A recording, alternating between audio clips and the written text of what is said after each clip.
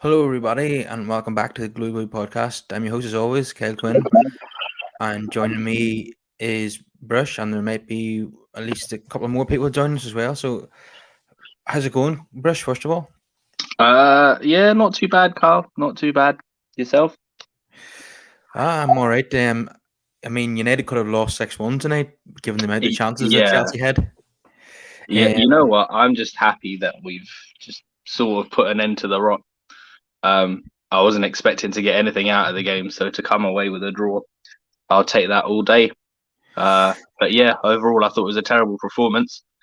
We were very lucky. And I know I've spoken to you about this before as well, but we often look like the away team at Old Trafford. I know Chelsea were dominating possession on the chances. I think Chelsea had 10 shots on goal in the first 30 minutes. I mean, that's Yeah, totally unheard of at Old Trafford. yeah. They completely dominated the game. I was really impressed with Reece James. Um, Tellez got absolutely terrorized. Yeah, Reece James and N'Golo Kante were absolutely fantastic on the night. They just were pulling all the strings for Chelsea. It was a toss up between which one of them would be man of the match. I think Gary Neville did give it to Reece James in the end, but it easily could have been Conte as well. Um, that United now have 4 wins in their last 16 games in all competitions. We managed a huge 64 points under David Moyes, and now we need to win all three of our remaining games just to match that. Just to match that To total. match that. Yeah. We're on 55 at the moment, right? 35 played. Yeah, it seems like it's almost certainly going to be our worst season in the Premier League era. Yeah, and I think goal difference is probably the only thing separating us from West Ham. I know they've got a game in hand. Um, yeah, definitely. I mean, we're 5 points off Arsenal, and they still have 2 games in hand on us, so we've just absolutely no chance of catching them. Yeah, It's yeah. gone. So Ronaldo really bailing us out again. What a lovely touch and a brilliant finish. He absolutely buried it, didn't he? And a nice assist from Matic too. Yes, experience came into play there. Lovely ball in from Matic as well, and what a performance by him. You know, at his age, as much as we criticize due to the fact that his legs are gone and he's getting older, you saw the sheer quality that he does have. It's just a shame that he's, not 7, 8 years younger. Yeah, it's his second assist in a row for Ronaldo. He also got the assist at the weekend against Arsenal. Um, there's been plenty of criticism for United players again tonight for their apparent lack of effort, including from Gary Neville during commentary. He was absolutely furious. And the most obvious player for me who's down tools is Marcus Rashford. I thought he was an absolute disgrace tonight. What do you think? Yeah, the fact that 37-year-old Ronaldo looked to be doing most of the running just says it all, really, doesn't it? I don't really know what's happened to Rashford, but yeah, it's going to be an interesting summer. Yeah, another thing that Neville said was he hopes that Ten Hag is watching, and I'm sure he was, and he won't be thinking positively about a lot of these players. He'll be thinking I'm going to have to get rid of the majority of this squad over the next 2 or 3 windows because I mean you can criticize players for a lack of quality, but a lack of effort is absolutely unforgivable. Yeah, definitely. And I was hoping Garnacho would come on 10 minutes earlier than he did. Um, would have loved to have seen the kid get some actual minutes under his belt. That was one of the positives today, actually, when I looked at the bench and I saw him and Shola and Hannibal. I thought at some point we'd see them. I'll never understand why we have two keepers on the bench. That's a strange one for me. Bizarre, really. Um, I have to say that I was a bit disappointed with Ranić tonight. Because firstly I wanted at least one or two of those youngsters to start the game. Then I thought they should come on at half time because our first half performance was awful. Um, and there was, like I said, there's players out there who weren't given 100%. So perfect opportunity with nothing to lose. Ranić is nothing to lose. I don't see why these youngsters couldn't have come on earlier. And Garnacho coming on in the 89th minute is nothing more than a token gesture. Like, he wasn't going to change the game at that point, like, was he? Yeah, exactly. The kid needs 10 to 15 minutes, doesn't he, when he does come on? So yeah, that was a pity. Um, The one thing that really stood out for me is the fact that the only players that look like they cared and actually put in effort are the ones that are leaving uh, and are our senior players. One Mata, Matic, and Ronaldo were the ones that I was impressed with. Um, yeah, and with what Ronnie offers, I mean, it's incredible, isn't it? He comes in for a lot of criticism, but I would have no issues if he decided to stay in the summer. yeah, absolutely. I only want him to stay though if Ten Hag wants him there. That's the Yes, crucial part. yeah, yeah. But then a player of his quality and what he provides, I mean, who wouldn't want him, you know? Yeah, you would think so because I can't imagine with us being outside of the Champions League, I can't imagine we're going to attract a number nine who's going to provide more goals than Ronaldo. Yeah, yeah. And what he brings as well is just his experience. And, some of the things I was looking forward to when we signed him last year, actually, was what he could then pass on to the kids and whatnot. But yeah, he is one of those kind of consummate professionals, I think people can learn off him. Definitely, although he said earlier in the season that players weren't listening to his advice, which is Yeah, I mean, we may need to get new kids in there for him to him to teach yeah, ones that are yeah. more willing to listen. But I know. yeah, having him certainly isn't a bad thing. Yeah, it's quite worrying, like you say there, that the players that are trying the most are people that are leaving in the summer, and that means Yeah. that there's still going to be a lot of work to do in the window. But I just don't see it happening. I don't see the likes of Rashford leaving. I don't see Maguire leaving. Mm. Um, I don't see McTominay leaving. Telles might go, and Dallo or Wan-Bissaka might go, but I don't see massive wholesale changes. What about Alex Telles though? He's absolutely He's embarrassing, isn't he? yeah, yeah. I think yeah. I mean, so I think we can agree that all four of the fullbacks aren't good enough. Ideally, we would like to see two leave in this window. How realistic it is, I don't know, but for me, the ones I get rid of would be Tellez and Wan-Bissaka. Yeah, Ranić is saying we need 10 signings. I can't see that happening in one window. I Yeah, mean, Joe Glazer's probably having heart palpitations even just thinking about splashing out on 10 players. I think it'll be three. And if we manage to sell some players and recoup some money, then maybe four or five. But yeah. I don't see it being any more than five. No, no. I think yeah, around 3 to 5. I think realistically, and then the rest will probably be youth players that get promoted and integrated into the team. So we may see the likes of Fernandez and Hannibal come in, maybe even Ahmad. I did keep an eye on the Rangers game today, and he was on the bench, but he didn't come on. That's been the story of his loan spell, I'm afraid. Yeah, Glasgow Rangers. yeah, It's not really worked out very well. But I mean, for the young players, the Ajax coach coming to Old Trafford, it couldn't be any more perfect for a young player because, as we know, Dutch coaches are accustomed to giving young players a chance. They don't care what age you are, whether you're 16 or you're 36, they'll throw you in. I mean, even Van Gaal, who most United fans weren't in love with, let's say, look at the amount of debuts he gave the young players. absolutely. And even players who didn't go on to make it as such, under him looked decent. The likes of Tyler Blackett, the Paddy McNeirs, along with the Rashfords. He put a lot of emphasis on youth, and I'm hoping we'll see something similar as well under Ten Hag, because there are no easy fixes. He's not going to come in. We're not going to have a great window and just go to being title challengers within a season. It's going to take time to implement a system, and we just need to be patient.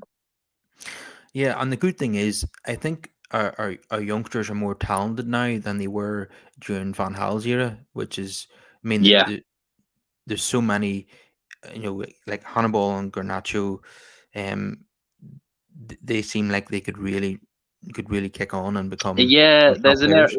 There's a certain excitement around the youth players now, isn't there? Whereas I think under Van Gaal, we had kids like Nick Powell, who probably pinched Yeah. himself after how he ended up at Old Trafford in the first place. Remember that famous substitution against Wolfsburg where he brought on Nick Powell for one matter? Uh, Him, Um, I remember Guillermo Varela. I remember the right back. I remember that one because that's when the news broke that Ed Woodward had left for to conduct some urgent business, do you and he know, came back with with a teenage right back.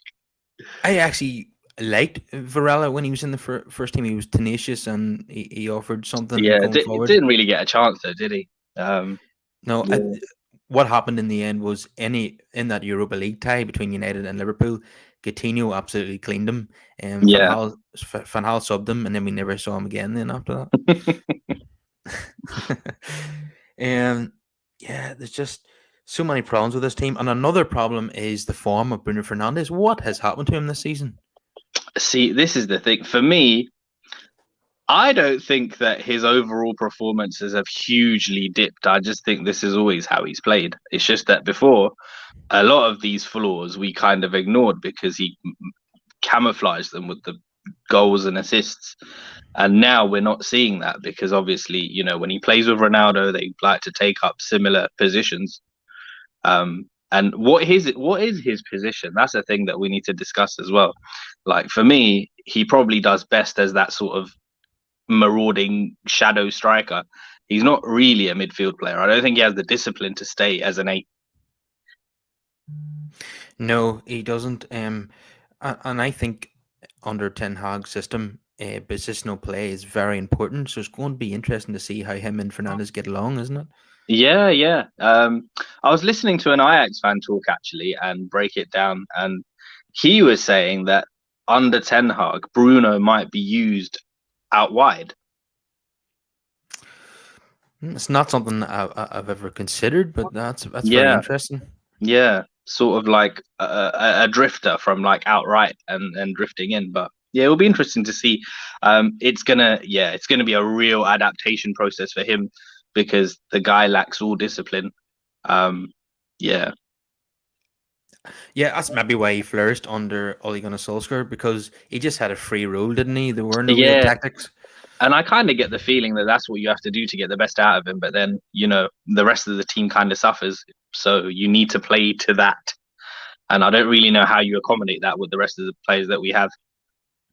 But you know what? If there's a situation arises when Ten Hag comes in that certain big names, including Fernandez, don't really fit into his system, and he doesn't feel that they're part of the project, well then I say move them on. You know, whatever Ten But, Hag wants, give but him. absolutely, I agree with you. But this is the problem with just giving the guy a new contract. Oh no, it you seems know like why did they not wait till Ten Hag comes in? Just give it the summer. Like he had 3 years left on his existing deal. There was absolutely no need to extend it by 2 years and to put him on bigger wages. So now, if Ten Hag wants to move him on, it's going to be even harder due to the wages. It may put potential buyers off. yeah. Samuel Luckhurst was writing this morning, that United, sources told him that Ed Woodward was the one who was constantly giving fringe players new contracts like Eric Bailly and Phil Jones and so on. Yes. But I mean, we've just seen Woodward's gone now, and we've just seen Fernandez given a new contract when he's so out of form, and while we didn't even have a permanent manager in place. So it just tells me that nothing is going to change. Yeah, this is the other thing. I think it was mostly Woodward and Matt Judge as well played a huge part in a lot of the things that were conducted. Richard Arnold's come in obviously to replace Woodward. He's already said that he kind of wants to stay away from the footballing side of things. I Good. mean, yeah, I mean that. I guess that's good in a way that he's acknowledged his deficiencies from the get-go instead of pretending. But yeah, it does mean that we need footballing people to come in and do things as well. Yeah. Also, I'm sure you've heard the news today that apparently Ragnick is linked to the Austria national job. Yes, that's right. That could be happening, very very soon. But then he said in an interview after the game that no matter what happens, he's still going to be a consultant of the board for Man United going Yeah, I forward. mean they were saying it works out roughly at about what 6 days a month he's going to be working. So I was like, well, yeah, I suppose he could do that as well, part time. Yeah, it'll be. easy to do because he's going to have a lot of days off in the year if he's just a Yeah, national team coach. yeah. Um, yeah, so he'll be onto the phone to Ten Hag 6 days a year or 6 days a month. Hopefully, it is Ten Hag he's speaking to, and not Matt Judge. Um, Yes, yes. Honestly, that's a guy that we probably need to get rid of as well, along with Woodward, for things to really change. Because I know he worked very closely with Ed Woodward, and he was responsible for a lot of the negotiations and transfers. yeah, I was just going to say he's the negotiator, and that about. I mean, what more can you say? Because Yeah, the negotiations. I mean, United have been absolutely fleeced on many occasions, and when the so many deals on so many deals, and we just haven't learned from it. So yeah, I'm really hoping the Paul Mitchell rumors are true, and he comes in as the head of recruiting. I think that would make a huge difference to us. well, that would fill me full of confidence if that was indeed the case, because he's an experienced director of football at at Tottenham, Monaco, and RB Leipzig with Ralph Rangnick. Yeah, So that would be major progress, and it shows that Richard Darn is serious about moving in a different direction from the days of Woodward and Matt Judge. absolutely. It would also show that they are paying attention to what Ralph's saying as well. Yeah, I mean, and yeah, there's no point in having him as a consultant if we're not going to listen to him anyway. Yeah, You know. exactly. So another observation that I made tonight, and I think I've made it before, is that the next United team that wins the Premier League, Scott McTominay is not going to be in the midfield. I mean, I've touched on it a few times before. There's a lot of players in this squad that are squad players at best. So, it's one of those. For me, I wouldn't sell Scott or Fred. Well, it depends really. It depends on the offer that comes in. Like, but I wouldn't sell them. I would just keep them as rotation options because I do think they serve a purpose. There are certain times in the season where you need players to come in and put a shift in, and there's been those times this season for Scotty. You just can't depend on him week in, week out. He's just not that guy. Yeah, let's just say, for argument's sake, that we sign Calvin Phillips and James Garner becomes part of the first team picture, and name two of the starters. Let's just say, one of them gets injured or suspended, then you're going to need a Fred or a McTominay then Yeah, to come into the exactly. team. Exactly. Yeah, that's why I'm not so eager to just say sell everyone because I've heard a few of those comments as well. A few people have just been like, "All right, yeah, keep one or two and sell everyone else." And you need to realize that everyone that gets sold needs to be replaced.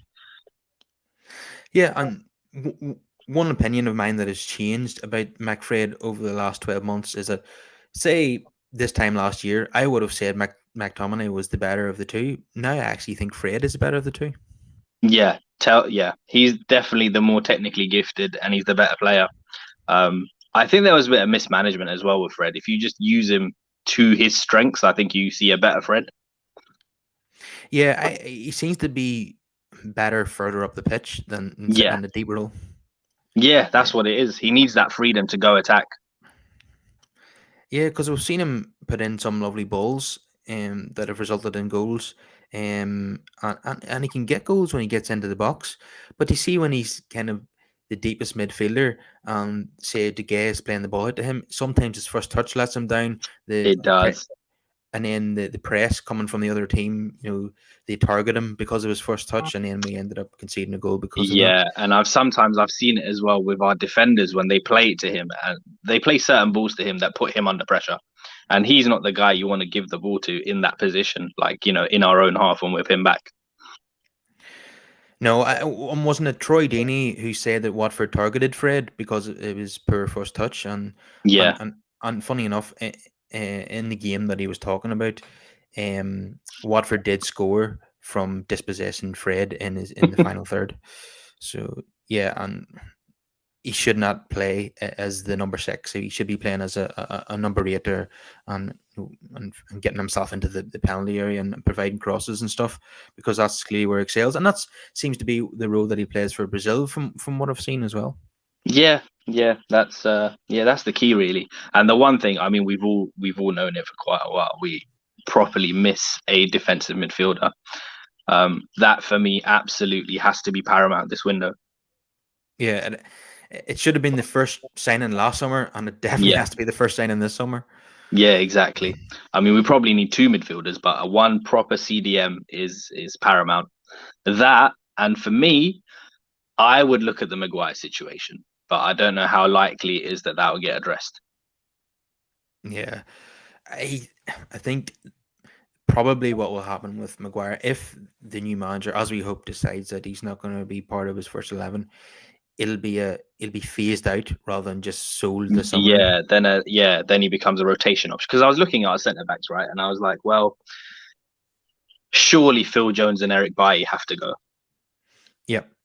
And if we get rid of them, that leaves us with what, three? So that's Maguire, Lindelof, and Varane. So we then potentially need to add one. And then we've got Mengi waiting in the wings as well. And I don't know how ready he is to come in, but yeah, it might have to be a thing where we phase out Maguire.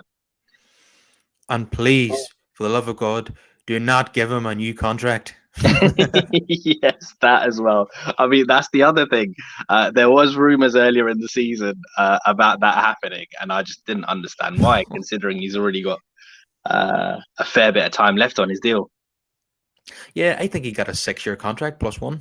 Yeah, he's got he's got like another 3 years on his deal. His current deal takes him up to the age of 32. He's 29 now. I know. Again, the club, when they sign players, just give them 3 years plus one, because Yeah, if you give someone 6 years, 5 years, they can just sit and coast because exactly, they know they've got a exactly. big long contract. I don't really understand the logic in it. The only thing I can see is maybe if you think, all right, so it saves us having to renegotiate and give them more wages, but then we know what a mess our wage structure is anyway. So does that make a difference? I know. I mean, anything that this board could do wrong, they do wrong. It's just, Exactly, that's what it is. It's the blind leading the blind, isn't it? Um, yeah. And I know. one other thing that concerns me as well is Varane. We all know his quality, but his injuries and lack of match fitness is a concern for me. And he's also the same age as Maguire. He's 29. So if we don't address the Maguire situation this summer, there's going to come a time where both of our centre backs need replacing. Yeah, I think so. What we really need is a defender. Well, ideally, you want both defenders to play Yeah, 38 games in a season, but exactly. we need to have at least one reliable defender who's going to play 38 games. One player who's been linked to with us repeatedly. I think he was meant to be. I think he was second on the list last summer, but we got our first choice for Anne, and that's Pau Torres. Mm, Um, he looked good again last night against Liverpool, albeit it was in a very defensive system. Um, yeah, he seems to be like, in terms of the options, he would probably be one of the better ones. I mean, in reality, there's not many great centre backs out there, so I would say he's probably in the top three in terms of available defenders this summer. yeah. The thing with Pau Torres is, I mean, I've seen him a fair few times. I'm not sure about his ceiling. I don't think he's got many levels to go. But at this point, I would just like someone who's injury free, who's fully fit, and gives me a solid 6, 7 out of 10 every game. Yeah, I mean, if he was giving us 7 out of 10 every week, I'd be delighted with Yeah, that. yeah. There's something to just being consistent, you know? You don't have to be a world beater. The only thing, though, I think I've spoken to a few people who say, oh, we need to find someone aggressive who can partner Varane. But then my concern is if Varane's not going to be fit half the time, then what's the point? Yeah, I know. You know, I hate harking back to the past, but Ferdinand Vidic, Pallister and Bruce and Ronnie Janssen and Stam, they played the bulk of the games together. Although there Yeah. was times where Ronnie Janssen was injured and Hanningberg had to come in. There was times when Vidic was injured and Johnny Evans came in. But Hmm. by and large, out of 38 games, them two were together about 30 out of 38 games. Exactly. You look at any title winning championship team, and the least rotation happens in the back five. Yeah, I mean, Liverpool's back five picks itself, and the only change that ever happens is Matip and is it Kanate. Canate swap the Yeah, odd time. yeah. And even that with Liverpool, I mean, Klopp's done a fantastic job of phasing players in, because that is such a well-oiled machine. It doesn't seem to be a loss for them when players do get injured. They just, one in, one out. The system works so well that everything just blends together. And we've seen it now as well with Luis Diaz coming in. And that will sort of phase out Mane from the left, but then Mane's found a new lease of life now up front. Yeah. And you know, I've often thought, and I'm sure everyone will agree with me that it's a lot easier to come into a winning team when you're a new signing. And I think Luis Diaz and Sancho are prime examples of that. I mean, Sancho has struggled for large parts of the season. Um, okay, he's been a lot better since the turn of the year, but he's kind of tailed off a wee bit recently. And he can't say that he's he's hit the ground running. In his first season. There's been purple patches, and then there's been patches where he's been out of form. I mean, Um, I've seen enough of him to know that there's a real player there. I don't have any oh worries yeah, about yeah, him long yeah, term. Like you say, yeah, it's a totally different kettle of fish, isn't it? When you come into a well-drilled, well-organized system, it's a lot easier to swim. yeah, Um, and that's what we've seen with Diaz. Whereas with Sancho, everything's a bit, sometimes even when he does the right things, I look at some of the passes and who's where on the pitch, and it's not connecting. yeah. I think if Liverpool signed Sancho and United signed Luis Diaz, you probably see Sancho excel at Anfield, and Luis Diaz probably be a bit hit or miss at Old Trafford. That's just the way it goes. Exactly. We would have, yeah, we would have Luis Diaz looking like Nani. Do you Yeah. remember Nani? Like every 8 games or so, he would have an absolute blinder. And then there was the inconsistency, and you think, what the hell? This is proper Jekyll and Hyde. This. You see when you see like YouTube videos of Nani or highlight reels on Sky Sports and stuff, you think, Yeah. God, he was an amazing player. Um, Yeah. but what were we That's the complaining trouble about? with these compilations because you only see the best bits. I know. But Um, I watched one with Martial actually, and I was like, "Oh my god! If anybody saw this, that Ballon d'Or clause in his contract does not seem that ridiculous." I know, but But then watching him week in week out, you're like, yeah, okay, I think his problem has always been application, hasn't it? yeah. That he's had niggling injuries as well. Also, different managers, some wanting him, some not wanting him. There's, he has been messed about as well, but. Yeah, there comes a time where he's just got to knuckle down and take some responsibility as well. Yeah, I mean, it doesn't look as if Sevilla want to sign him permanently, so who No, knows what's no, going to happen with him this I summer. don't even think he's scored in the league. He's 27 now, I believe. So this is probably the last chance we're going to get to sell him. Um, but with all the other issues going on, I wouldn't be surprised if he ends up staying and then just leaves next season at the end of his contract for free. Yeah, does he have just 1 year left? Yeah, just 1 year left. Okay. And the way Um, things are looking at the moment, I see him as the backup striker. um, oh God, please don't. With Cavani out the door. Because if you look at it, we kind of need two Hello. people in every position, right? Hello, how's it going? It's going well. Despite the result. I don't know. It's the result neither team wanted. And yeah, I think at the end of the day, that could be either United out of the top four race or Chelsea fighting for third. I'm not sure we were ever really in it, Nipun. I think for a lot of United fans, after our draw against Watford, we kind of lost hope. We were kind of only still in the race because other teams around us kept dropping points. I know it has to be the worst battle for fourth that I can remember in my lifetime. Because, I mean, all three teams just keep losing all the time, and the points total that, like we discussed earlier, that we're going to achieve is going to be worse than the Moy season. I mean, Arsenal look at the moment as if they're going to be a team that finish fourth.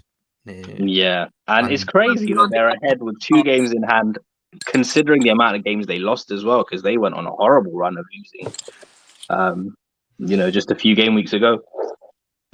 Yeah, they lost 3 in a row just a few weeks ago, and I remember that Arsenal were like bottom of the league at the end of August, weren't they?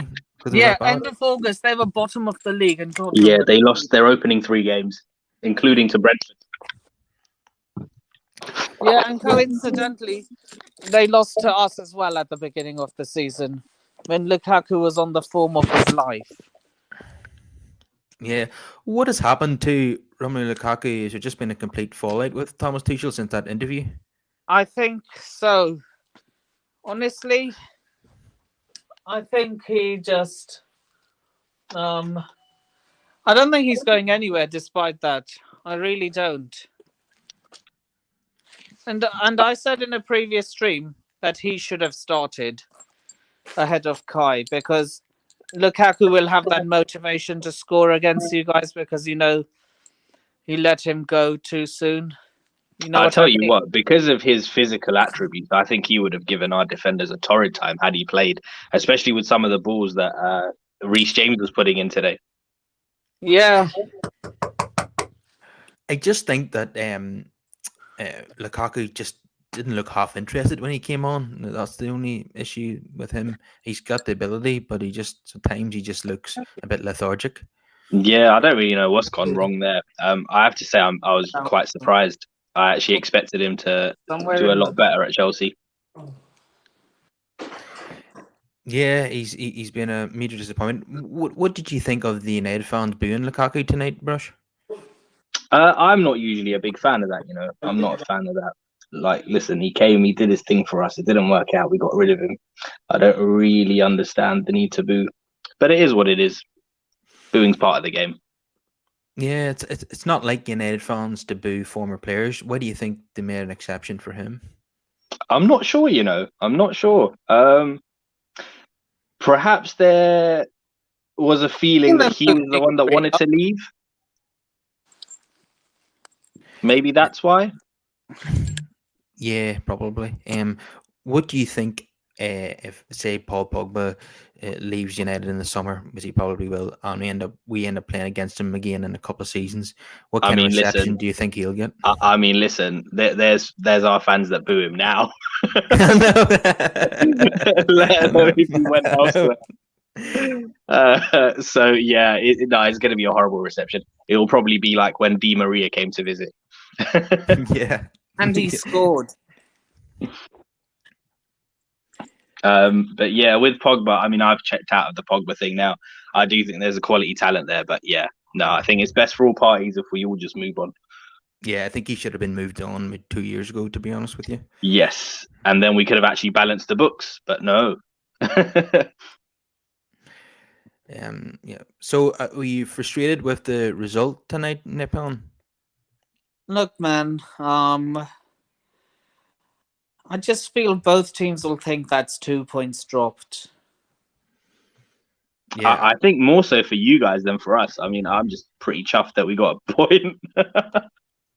Yeah, look, I'm telling you, your two standout players today were David De Gea and CR7. I mean, you take DDG out of that team, you're conceding at least 2 to 3 goals. Absolutely. I think, according to the official stats before this game, we would be 14th without Ronaldo's winning goals. If you add in, if you take away De Gea's saves, I think we'd probably be 18th in the league, to be honest with you. What? In the relegation? Yeah. De Gea and Ronaldo are absolutely fundamental to United now. Without them two, we'd be absolutely screwed, wouldn't we, Brush? Absolutely. The amount of stick that De Gea comes in for as well. But yeah, we'd be so much worse off without him. Yeah, definitely. I mean, it does feel like we're just a two-man team every single week, and it's not an exaggeration.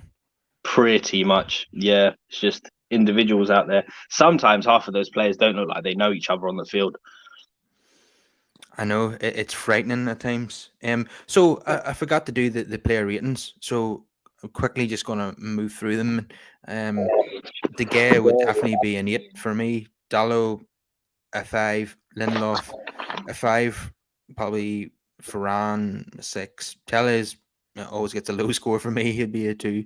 McTominay a 2. Matic, I'll give him a 6. Rashford probably a 0, to be honest with you. Bruno a 3, Alanga a 5, and then Ronaldo an 8 for that magnificent goal. Yeah, so any disputes there, Brush? No, not really, mate. Pretty much, yeah. Ronaldo, Matic, and De Gea are the only ones that would have got a reasonable score from me. But yeah, everything else I pretty much agree with. The 2's probably a bit low, but probably accurate. I usually go for about a 4, but yeah, two works. Well, at the weekend, I give against Arsenal, I give Alex Telles a 0. That's how bad he was. Yeah, Telles was and Rashford, I just don't know what's going on with him. in my opinion, as an outsider looking in, Telles was your worst player. Yeah, he was so bad, Every single week. Every week. so bad. Maguire must be laughing. He must be laughing at that. Like, you see, he must be thinking, you see, you're so poor in defense without me as well. You know, but they don't improve when he's in the team. Let's be honest. I mean, at Porto, he was a wing back, but still, you know, it's terrible. So you're saying he's better suited back 3? Yeah, I would say so. Yeah, that's pretty much the only way he can play. If you play him as a wing back in a back 5, then yeah. Any kind of left back who can't defend, then he'd probably be more suited to being a wing back, I would say. Yeah. Yeah. So Brush, next season, do you think Luke Shaw will be the starter at left back? I hopefully not. In an ideal world, Luke Shaw would be the backup, and we'll have somebody else there at left. But yeah, I can see Luke Shaw being the starter. Yeah, looking at Ten Hag as well, I think Shaw and Dallo would be the ones out of the ones that we currently have that he prefers. Yeah, because of the amount of signings we'll have to make, I think we'll have to make do with Luke Shaw for at least one more season. That's my opinion. That's what it is. So Nipun, who would you sign any of the current United squad? Would you bring any of them to Chelsea? I don't know if Ronaldo's an option. If Ronaldo's an option, obviously him for the experience and all that. But if Ronaldo's not an option, Tigger.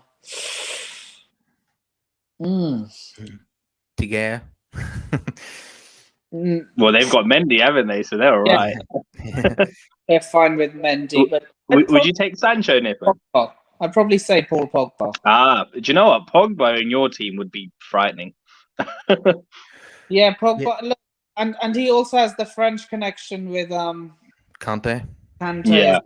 So they know each other. I thought Conte and Reece James were absolutely magnificent tonight. Do you agree with me? I do. I said in the stream I was in before.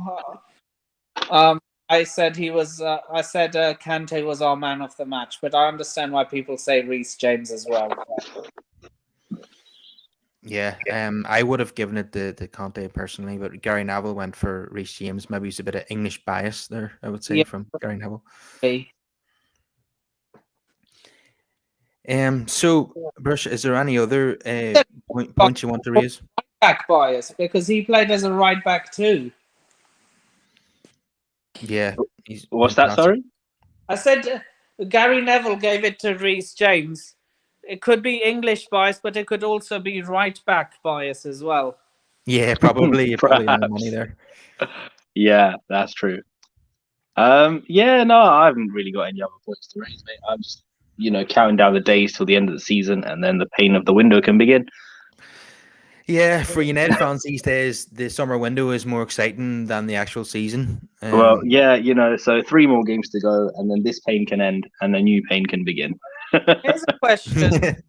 How would you feel if Ten Hag decides to keep Maguire as part of his plans? I would be devastated. Nipun, if you gave me the choice to get rid of just one player this summer, it would be Maguire for me. No, honestly, how would you feel if Ten Hag said, "You know what? I can get a tune out of Listen. If the manager made that call, then we would have to back it and assume that he has a plan. Yeah, I mean, he works well for England. I don't In know a back why he three. doesn't have that form for United. In a Yeah, back I don't three. know. Honestly, mate, I think it's what it is. It's the pressure. I think it's the pressure of the price tag. It's the pressure of the captaincy, and yeah, it's just the weight of expectation, isn't it? I think if you So you're take all trying of to that say, away, he doesn't play that shit if he didn't have the captain's armband. I'm saying if he goes to a bottom 10 side, I think he'll fit right in. Nah, he And doesn't. In my opinion, he doesn't start for Burnley. Yeah. I think he fits into a Burnley system. I He can see probably him. does. There's one Yeah, or two clubs I can see him. I can see him at an but Everton. I can see him if I going back was, to Leicester. but if I was Sam Allardyce, who most likely will be the new Burnley manager, I'd stick to Ben Mee and James Tarkowski. I Oh, think they're both. Tarkowski's leaving. His contract is up. Going in Newcastle probably. I Yeah, just think yeah. So Tarkowski. Maguire would be ideal for them. I just think Tarkowski is a better defender than Maguire, personally. Yeah. Well, Maguire is not the first person to wilt under the pressure of being a Man United player, and he won't be the last. I mean, even going all the way back to the 1980s, Peter Davenport never made it at Old Trafford, but once he went back to play for Brian Clough, he was back to the good player that he was. So there's many examples of players who just never did it at Old Trafford. Yeah. In more recent times, we've seen it with Ireland or Northern Ireland? Sorry? Are you from the Republic of Ireland or Northern Ireland? Well, I would just say Ireland, but yeah, the northern part. Yeah. Oh, Derry, Belfast. Armagh. Okay, so yeah, those are the two major areas. I know. Yeah, in more recent times, I was going to give the example of Robbie Keane when he made the big money move to Liverpool, which it was quite disastrous. It only lasted half a season before he went back to Tottenham. Yeah, that's a good example. Although I think Benitez is very harsh on him there, just getting. Yeah, he Because probably in the- didn't get a fair crack at it, but still, it goes to show sometimes those kind of moves, when they go back to where they're comfortable, it works out. And I think that'll be the case with Maguire if he was to go somewhere mid-table or below for for a modest £20 million fee. I think he'll be fine. Like a Tottenham or something. Do you know what? I could see him in Tottenham. And Tottenham need defenders as well. They already have Romero. Romero's quality. He's probably the only one that's quality. Dyer, in my opinion. Dyer's done all right this season. But yeah, that won't be an upgrade. Yeah. I would love Spurs to make a bid for Harry Maguire or anyone really. But yeah, I mean, I think that would be the most surprising one for me if Ten Hag does stick with him, because I know he likes players who are very comfortable on the ball. And I know Maguire fancies himself as a ball-playing centre back, but I really don't see it personally. Just because he likes marauding forward with the ball doesn't make him good. Yeah, only in his own head is he. Yeah. And did you listen to that interview as well, Carl, last week, where he was saying, if I wasn't good, then I wouldn't have been picked by successive managers. It kind of just summarizes how kind of arrogant these players are in the United dressing room. They're just the mind boggles. I don't know if that's something that he just has to tell himself, or I don't know, but it just Disillusioned. Yeah, that's exactly what it is. Total disillusion. I mean, they're so out of touch with the real world. I mean, they must know that they're being heavily criticized by ex-players, pundits, fans, journalists about their lack of effort. Yet they continue to do it every single game. Yeah, it's crazy, isn't it?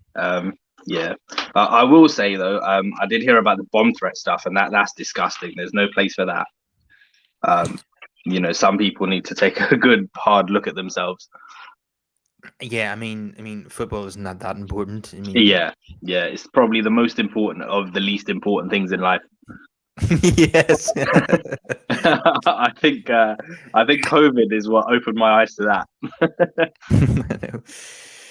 Yeah, I mean, whoever sent bomb threats to Harry Maguire, hang your heads in shame.